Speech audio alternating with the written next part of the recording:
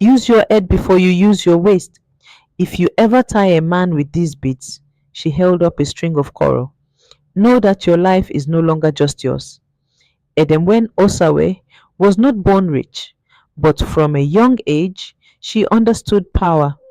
Raised by her godmother Mama Ebuwa in a narrow compound off Uselu Road, Edemwen grew up surrounded by whispers about spirits, secrets, and women who knew how to make men kneel. At 21, she was stunning. Dark skin like polished wood, curves that caught stares, and eyes that held both pain and ambition. She didn't just want to survive, she wanted to rise. And in Benin City, that meant playing smart and sometimes playing dirty. Mama Ebua, the feared local juju priestess, had raised Edemwen with warnings. Men will want your beauty, but use your head before you use your waist. If you ever tie a man with these beads, she held up a string of coral, know that your life is no longer just yours. Edemwen didn't listen. She was tired of poverty, of cooking ogbono with palm oil so thin it barely clung to the spoon. She wanted lace, pens, soft life, and she saw all of that in one man, Prince Eridokun. Era was the arrogant son of the Oba of Oka.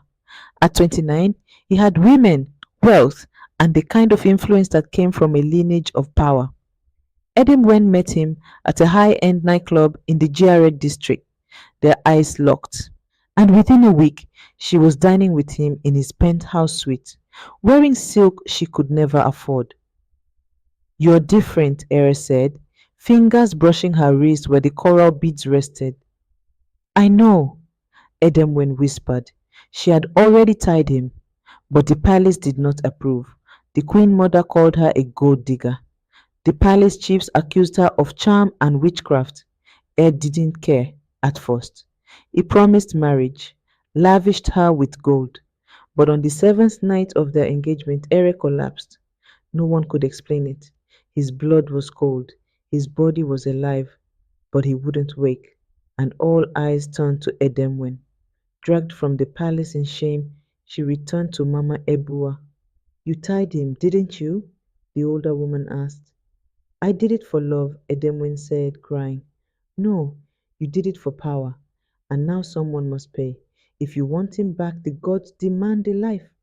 That same week, Omoriyi, the quiet boy from her childhood, now a motorcycle delivery man, got into a strange accident.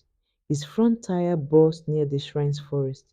He tumbled, broke his arm, and passed out on the red earth. Edemwen saw him on the hospital bed and realized the gods had chosen. Her past was the price. She broke. Running barefoot into the forest shrine at night, she grabbed the bracelet and threw it into the flames. I don't want it anymore, she screamed. Take your power. Take your curse. The trees fell silent. The wind stopped. By morning, Ere woke up, but Edemwen was gone. No one ever saw her again.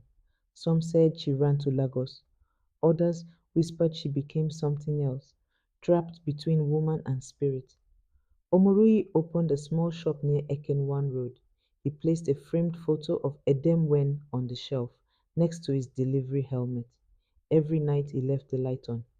And in the forests near Benin, old hunters sometimes speak of a beautiful girl who walks beneath the moon, beads on her ankles, eyes filled with secrets. They still call her the Baddie from Benin.